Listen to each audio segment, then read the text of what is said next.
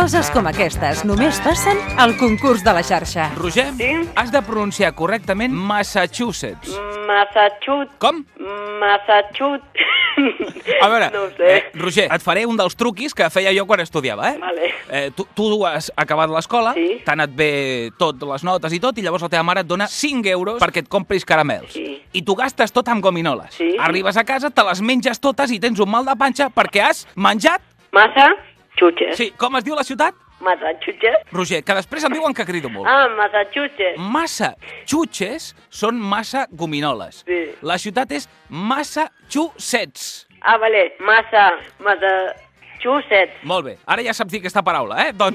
Doncs no va de Massachusetts, va de Boston. Ai. M'has de dir a quin any es van agermanar Barcelona i Boston, que és la capital de l'estat nord-americà de... Massachusetts. Massachusetts. Massachusetts.